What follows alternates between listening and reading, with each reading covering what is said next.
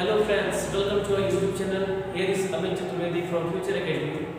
आज हम लोग एक नए टॉपिक के साथ आए हुए हैं, जहां पर आप देख सकते हैं हम क्लास 10th के लेटेस्ट सिलेबस की बात करते हैं कि हमारे क्लास 10th में इंग्लिश में जो बोर्ड का एग्जाम फिलहाल में अभी स्टार्ट होने वाला है, उसमें इंग्लिश में क्या क्या हमारे पास ऐसे हमारे टॉपिक्स क्या हैं, क्या प्रॉब्लम्स आ रही हैं बच्चों को, क्या चीज़ों में आपको डाउट हो, सारी चीज़ों पे हम लोग आज इस पर डिस्कस करने वाले हैं। ठीक है, सबसे पहले अगर मैं बात करूँ, मैं जो पेपर हमारा की बात है वो 2023-24 की है और इसमें हम सेक्शन वाइज सभी सेक्शंस की बात करते हैं। सेक्शन ए में भी क्या है, बी में क्या है, सी में क्या है, डी में क्या है, सारी चीज़ें मतलब टोटल आज ब्रीफली हम उसके बारे में चर्चा करते हैं। ठीक है, तो स्टार्ट करते हैं अपने वीडियो को। सबसे पहले अगर मैं आपको बताऊं कि आज जो है हमारा जो वीडियो होने वाला है बहुत ही स्पेशल होने वाला है। वो इसलिए कि आप लोग की तैयारी के लिए ये वीडियो बहुत ही महत्वपूर्ण है। देखिए, थोड़ा ध्यान से समझिए। सबसे पहले अगर बात किया जाए तो हमारे यहाँ 3 सेक्शन की बात की जाएगी। हमारे यहाँ कोर्स में जो है इस बार 3 सेक्शन हमारे यहाँ है, सेक्शन ए, सेक्शन बी और सेक्शन सी। सेक्शन ए बच्चा जो हमारे यहाँ है वो है रीडिंग सेक्शन। जैसे कि आपको पता है पहले से कि हमारे जो सेक्शन ए होता है वो क्या होता है, रीडिंग सेक्शन, यानी कि रीडिंग स्किल्स। अब रीडिंग स्किल्स का मतलब क्या है कि जहाँ पर हमको कुछ पैसेजेस वगैरह दिए रहते हैं उसके अकॉर्डिंग हमको यहाँ पर कितने मार्क्स मिलने वाले हैं, 20 मार्क्स। साथ में हमारा दूसरा सेक्शन जो है वो हमारे राइटिंग स्किल्स और ग्रामर को लेकर है। ठीक है, ये भी कितने मार्क्स का है, 20 मार्क्स का। और तीसरा हमारा जो होने वाला है वो है लैंग्वेज थ्रू लिटरेचर का, और ये जो हमारा 6 सेक्शन है हमारे होने वाले हैं 40 मार्क्स। ठीक है, अब ध्यान से समझिए। Section A 20, section B 20 and section C 40, मतलब पूरे हमारे हो गए 80 मार्क्स के क्वेश्चंस। अब हम सेक्शन ए में क्या है, सेक्शन बी में क्या है, सेक्शन सी में क्या है, सारी चीजों को ब्रीफली एकदम आपके सामने में एक्सप्लेन करेंगे। ठीक है, ध्यान से मेरे वीडियो को देखिए, समझिए। देखो बच्चा, सबसे पहले अगर बात किया जाए सेक्शन ए की, ठीक है, तो सेक्शन ए की वीडियो में आप देखिए पहला हमारा सेक्शन है रीडिंग स्किल। अब रीडिंग स्किल में क्या है कि हमको जो है चीजों को समझना पड़ेगा कि इसमें वो पैसेजेस को क्या पैसेज कैसे आएंगे, सारी चीजों को समझते हैं इसमें। ठीक है, सेक्शन जो हमारे ए होने वाला है, पहला आपको दिख रहा है यहाँ पर है reading comprehensions through unseen passages.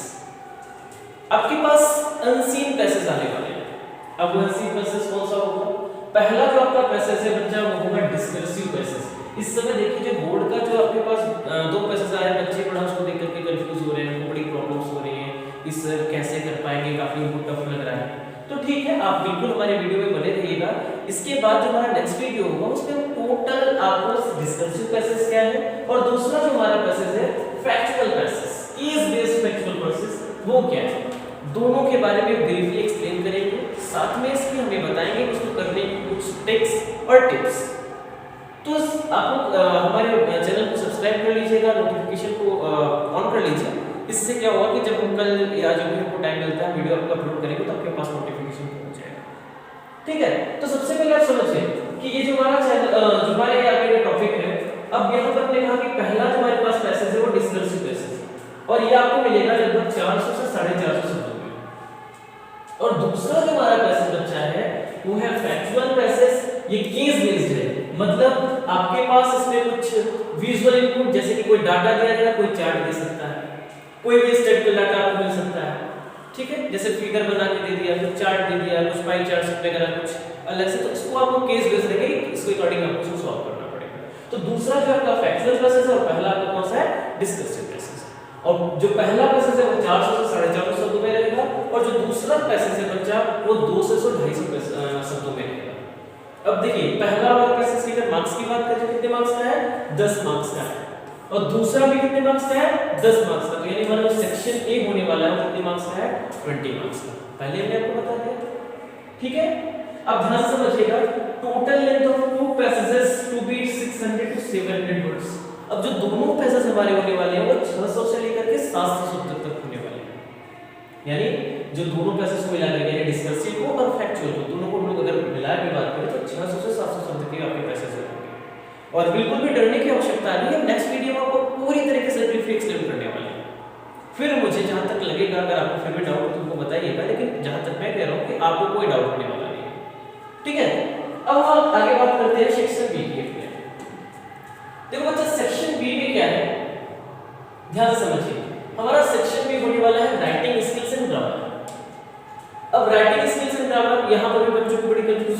कि बच्चे जो होता है लिटरेचर तो पढ़ लेते हैं लेकिन ग्रामर के पोर्शन को छोड़ देते हैं। लेकिन ये ग्रामर आपका पीछा नहीं छोड़ने वाला, वो चाहे सेक्शन ए हो, चाहे सेक्शन बी हो, चाहे सेक्शन सी हो। ऐसा क्यों? क्योंकि देखिए जब आपके पास ग्रामर की स्किल रहेगी तो आप सेक्शन ए बड़े आराम से कर लेंगे, और सेक्शन बी तो भाई वो ग्रामर है ही है। और सेक्शन सी की बात किया जाए तो आप देखिए सबसे बड़ी चीज है बच्चा कि लिटरेचर आप पूरा रट तो नहीं सकते हो ना। तो अगर आपको सेंटेंसेस बनाने आते हैं, ग्रामर का अच्छा खासा आपके पास नॉलेज है, और अभी बाकी वीडियो में बात भी करेंगे, इस बार जो आपके पास जो एग्जाम में जो है वो ग्रामर के ग्रामेटिकल मिस्टेक्स को पहले उसने रख के रखा है कि आपके पास ग्रामर किसी प्रकार का मिस्टेक नहीं होना चाहिए। अभी बाकी उस पर भी चर्चा करते हैं, फिलहाल देखते हैं हमारे पास राइटिंग स्किल्स और ग्रामर के बारे में। तो जो पहला हमारे पास बच्चा टॉपिक होने वाला है वो डिटरमिनेंट, दूसरा टॉपिक हमारा क्या है टेंसेस, तीसरा क्या है मॉडल्स, मॉडल आपको पता है, और इसके बाद चौथा आपके पास क्या है subject of cognitive, subject of agreement. Next topic है आपका रिपीटेड स्पीच जो नरेशन होता है, इसके बाद कंपल्सरी रिक्वेस्ट ये आपके पास अगला टॉपिक, एंड नेक्स्ट आपके पास स्टेटमेंट, एंड लास्ट में दैट इज क्वेश्चंस। ये पूरे टॉपिक आपके 10th में आपके ग्रामर पोर्शन से आने वाले हैं। अब एक चीज और बता दूं, इस टॉपिक में किसी भी अगर आपको डाउट लग रहा है कि डिटरमिनर प्रॉब्लम हो, टेंस में हो, मॉडल में हो, सब्जेक्ट ऑफ एग्रीमेंट में हो, रिपीटेड स्पीच में हो, कंपल्सरी रिक्वेस्ट में, स्टेटमेंट में, क्वेश्चंस में, कहीं पर भी अगर आपको कोई डाउट हो अब हमें कमेंट करिए, हम एक नए वीडियो के साथ आपके साथ जरूर उपस्थित होंगे। ठीक है, अब आगे वीडियो की बात करते हैं। नेक्स्ट अब देखिए हमारे पास जो तीसरा सेक्शन बचा वो क्या है, वो है लिटरेचर सेक्शन। अब सेक्शन सी में आते हैं, लेकिन इससे पहले थोड़ी सी चीजें देख लेते हैं। The courses at the secondary level seek to estimate high proficient depth of grammatical items and levels of accuracy। देखिए जिस चीज की मैं बात कर रहा था बस वो चीज सामने आपके आ गई। देखिए थोड़ा सा समझिए, अभी मैं इसी चीज की चर्चा आपके सामने कर रहा था। मैंने क्या बोला था कि आपके पास इस बार क्या है कि इस कोर्स में आपके पास high professional depth of grammatical items and levels of accuracy. आपकी ग्रामर जो है वो बहुत ही स्ट्रांग होनी चाहिए, वहां पर किसी प्रकार की आपको प्रॉब्लम नहीं है, किसी प्रकार का आपका जो है वहां मिस्टेक्स नहीं होनी चाहिए। साथ में अब यहाँ पर आपकी स्पेलिंग जो है बिल्कुल एक्यूरेट होनी चाहिए। ऐसा नहीं है कि कुछ भी वो जो सारे दिया, कुछ लोग होते हैं चैटिंग करते हैं, व्हाट्सएप पे ऐसे चैटिंग करते हैं, वैसे उसमें भी मैसेज में डाल दिया, वैसे जो है आपने क्वेश्चन सब में कर दिया, कहीं भी कुछ कर दिया, तो ऐसे चीजों से आप बचिए। नहीं तो कुछ बच्चे देखते हैं कभी कभी क्या होता है कि कोई गाना ही लिखना स्टार्ट कर देते हैं, कभी पोएम लिखना स्टार्ट कर देते हैं, कोई घर का हालचाल लिखना स्टार्ट कर देते हैं। तो इन चीजों से बिल्कुल भी बचे रहिएगा। पेपर आपका वास्तव में इस बार मैं बहुत टफ तो नहीं कर सकता लेकिन स्टैंडर्ड जरूर कह सकता हूं।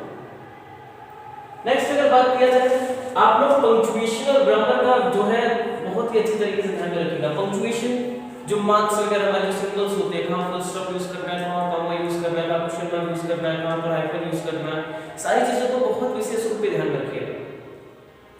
तो आपका तब जाकर के कहीं बेहतर आपका इंग्लिश का जो आपका पेपर हो पाएगा। नेक्स्ट टॉपिक की बात किया जाए, साथ में देखिए यहाँ पर जो गैप फिलिंग आपके पास आता है, गैप फिलिंग आता है, वर्ब फिलिंग होता है, गैप आपके पास फिलिंग द ब्लैंक्स दे रहा है, उसको फिल अप करने पड़ते हैं, अलग अलग एडिटिंग की तरह टॉपिक्स होते हैं, यहाँ दिया भी गया है, और साथ साथ में ट्रांसफॉर्मेशन वगैरह। इनकी एक्सरसाइज में आपको बहुत ही मेहनत करने की आवश्यकता है, और इसमें से 10 out of 12 questions will have to be attempted, और आपको 12 क्वेश्चन दे रहे हैं जिसमें से मिनिमम 10 क्वेश्चन आपको क्या करना पड़ेगा, अटेम्प्ट करना पड़ेगा। ठीक है, तो ये है हमारे सेक्शन बी की बात। अब नेक्स्ट हम लोग बात करते हैं हमारे राइटिंग स्किल्स को लेकर के। अभी राइटिंग स्किल्स में क्या है थोड़ा देखने की बात है, समझिए। राइटिंग स्किल्स की बात अगर किया जाए बच्चा, तो यहाँ पर आपको मिलने वाले हैं फॉर्मल लेटर। अब आप लोग को पता है फॉर्मल लेटर में क्या है सारी चीजें, मैं एक बार आपको बता देता हूँ, फिर से क्लियर कर देता हूँ। ठीक है,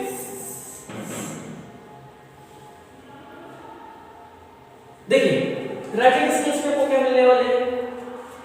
अब सबसे पहले write a formal letter based on a given situation about 100 और 120 words, one out of 2 questions to be answered.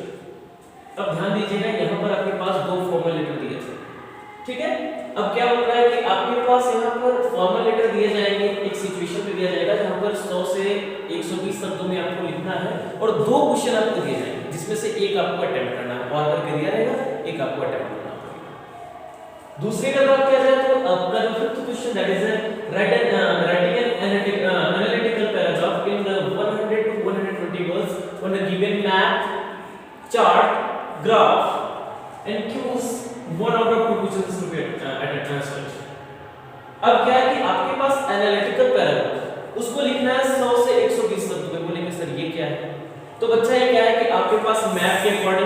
Chart के अकॉर्डिंग या ग्राफ के अकॉर्डिंग या क्यूज। यहाँ पर क्यूज का मतलब होता है कि आपके पास कोई हिंट दिया रहेगा, कोई आपके पास कोई ऐसा क्लू दिया रहेगा, उसके अकॉर्डिंग आपको कुछ आंसर्स देने पड़ेंगे। ठीक है, तो इनके अकॉर्डिंग आपको जो है उसको आप देख करके उसके अकॉर्डिंग आपको क्वेश्चंस के आंसर देने पड़ेंगे। ये भी आपका जो है लगभग 5 से 10 नंबर के बीच में आएगा। 5 नंबर का, सॉरी देखिए 5 नंबर का आपका जो है लेटर भी रहेगा और 5 नंबर का आपका ये भी रहेगा, तो दोनों मिलाकर के आपके कितने नंबर हो जाएंगे 10। ठीक है, अब नेक्स्ट हम लोग का सेक्शन स्टार्ट होता है, दैट इज सेक्शन सी। अब इस चीज को ध्यान से समझिए, सेक्शन सी में आपके क्या क्या चीजें होने वाली है। Section see that is language through literature. अब आप लोग अगर बात किया जाए लिटरेचर पोर्शन की, जिसको आप लोग बड़े ध्यान से पढ़ते हैं, उन चीजों के बारे में देखा जाए तो सबसे पहले that is the reference to the context.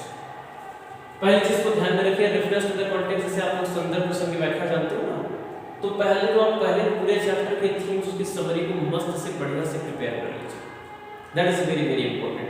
अगर आप किसी भी चैप्टर्स के थीम्स को अच्छे से कर लेंगे तो आपके लिए उसके क्वेश्चन आंसर भी करना बहुत इजी हो जाएगा, और साथ में उस चैप्टर से आपको कोई भी डाउट्स नहीं रह जाएगा। तो आप सबसे पहले, अगर भी आपके पास समय है, जो भी समय आपके पास बचा हुआ है, उसमें तो एक काम आप पहले कर दीजिए कि पूरे चैप्टर्स के थीम, पूरे चैप्टर्स के आप जो है समरी को बहुत ही अच्छे तरीके से उसको कंप्लीट कर लीजिए। ठीक है, दूसरी चीज के बाद क्या है, 1 extract out of 2 from drama और prose, 1 extract out of 2 from poetry. अब देखिए आपके पास ड्रामा से या प्रोज से दो क्वेश्चन दे रहे हैं जहां पर आपको एक्सट्रैक्ट करना होगा, sorry 1 extract out of 2 from drama और प्रोज। अब ड्रामा या प्रोज से आपके पास क्या होगा कि एक एक्सट्रैक्ट आपको दिया रहेगा जिसको आपको सॉल्व करना है, और वही सेम चीज पोएट्री से भी आपके पास दो मिलेगा जिसमें से आपको एक करना होगा, एक एक्सट्रैक्ट आपको सॉल्व करना है। ठीक है, तो यहां से भी आपके पास क्वेश्चन उठेंगे। अब आप क्या होगा, आपके पास कोई पोएम सपोज करिए, उस पोएम से किसी भी स्टैंजा को छोड़ देखिए, पोएम के जो शॉर्ट फॉर्म को स्टैंजा बोलते हैं और एक्सट्रैक्ट किसको बोलते हैं, आपका जो है पोएम सॉरी आपका जो स्टोरी होता है, जो इसका ड्रामा हो गया, प्रोज हो गया, तो उसका एक छोटा सा पार्ट आपके पास निकाल देगा। ठीक है, तो आपके पास स्टैंजास भी हो सकते हैं, कोई एक्सट्रैक्ट भी हो सकता है किसी स्टोरी का, तो उसका एक छोटा सा पार्ट आपके सामने लेकर के आएगा और बोलेगा इस पार्ट के बारे में आप कुछ कोई कुछ अपने सामने दे सकता है, वो चैप्टर क्या है, उसमें कौन सा जो है अब फिगर ऑफ स्पीच किया यूज किया गया है, या फिर उसमें जो है कौन सा जो है राइटिंग स्किल है, तो सारी चीजें, बहुत सारे लेखक का नाम क्या है, मतलब राइटर का नाम क्या है, और बहुत सारे कुछ इसको ब्रीफली एक्सप्लेन करने के लिए बोल सकता है। तो 5 क्वेश्चन आपको ऐसे मिल जाएंगे। तो एक आपके पास जो है ड्रामा या प्रोज से मिल जाएगा और एक आपको जो है पोएट्री से करना होगा।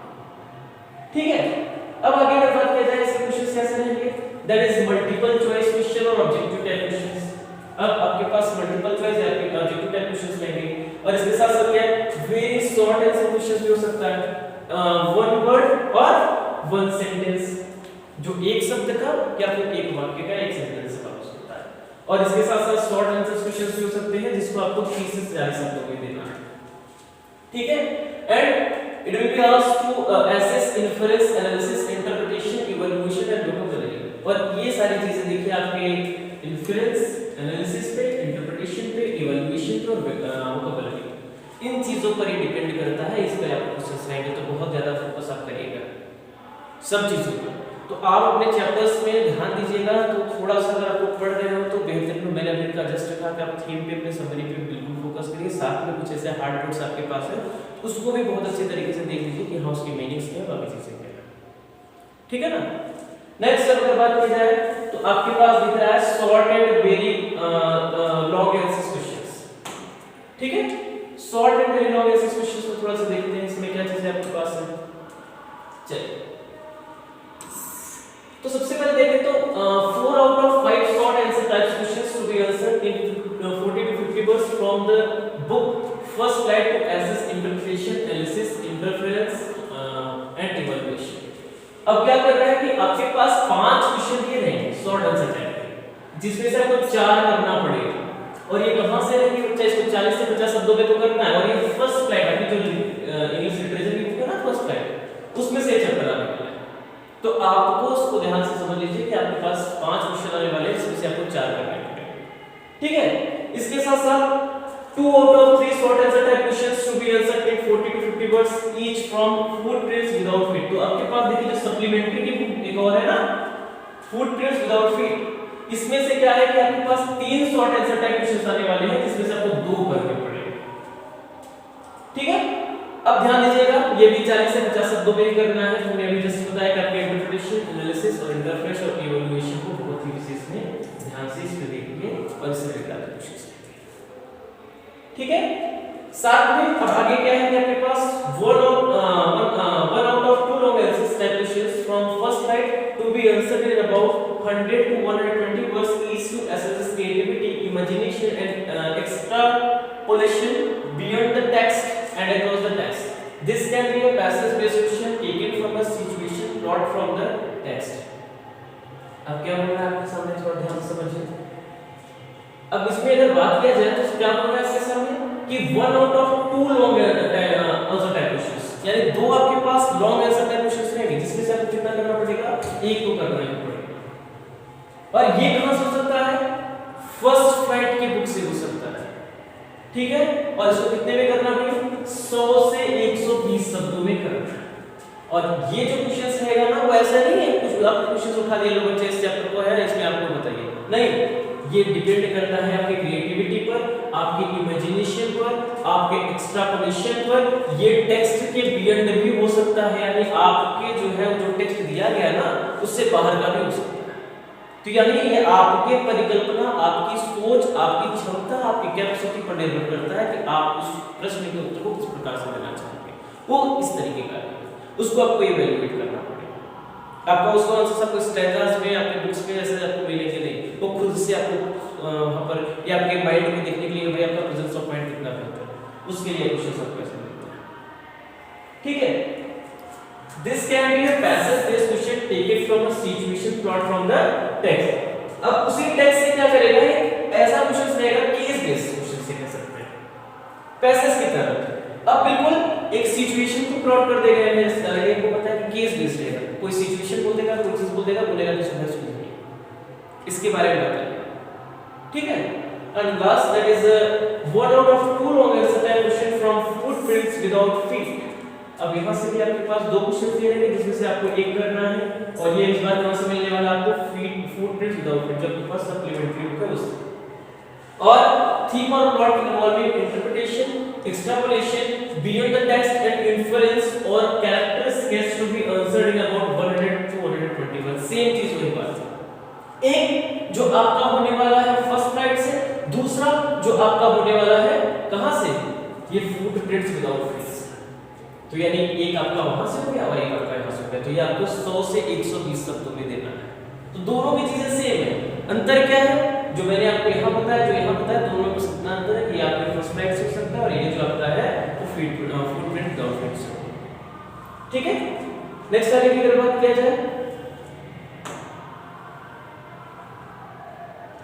देखिए अब अगर बात करें कि कौन कौन से चैप्टर हमारे इन्वॉल्व हैं फर्स्ट स्लाइड से, तो फर्स्ट स्लाइड से हमारे चैप्टर, तो पहले अगर प्रोज की बात किया जाए तो प्रोज में आपके पास देखिए चैप्टर्स हमने आपको शो कर दिए हैं, इन चैप्टर्स को आपको फोकस करना है।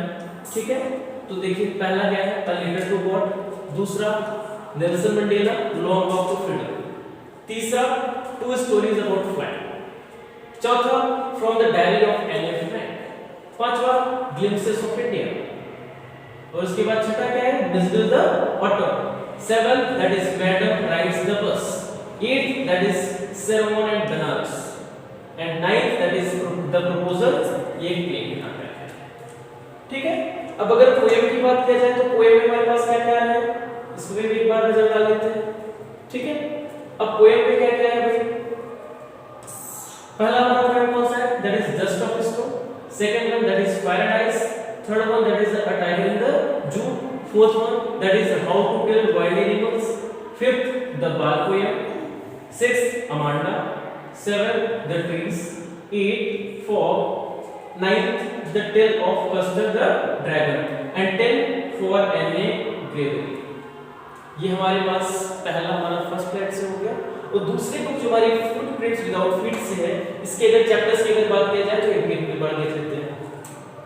ठीक है, अब यहां से जब देखा जाए तो हमारे पास पहला चैप्टर क्या है, एक्टिविटी ऑफ सर्जरी, दूसरा the thief story, third the midnight whisper, fourth a question of trust, 5th food prints without feet, 6th the making of a scientist, 7th the necklace, 8th Holi, 9th the book that saved the earth। ये आपके पास तीनों chapter. एक बार फिर से last में मैं आपको बताना चाहूंगा कि देखिए अगर आपके पास चाहे लिटरेचर से, चाहे ग्रामर से, या फिर चाहे तीनों सेक्शन में बात कर रहा हूँ, चाहे सेक्शन ए, चाहे सेक्शन बी और चाहे सेक्शन सी, तीनों से अगर आपको कोई भी प्रॉब्लम अगर आपको नजर आ रहा हो कि नहीं हमें इस टॉपिक में डाउट हो, पहले तो आपको बता दिए कि कल हमारी जो नेक्स्ट हमारी वीडियो होगी वो हम आपको फैक्चुअल पैसेज और डिस्कर्सिव पैसेज को पूरी तरीके से ब्रीफली एक्सप्लेन करेंगे। तो बिल्कुल वीडियो को मिस मत करिएगा, बने रहिएगा हमारे साथ। नेक्स्ट वीडियो में आपको मिलेंगे, तब तक के लिए धन्यवाद।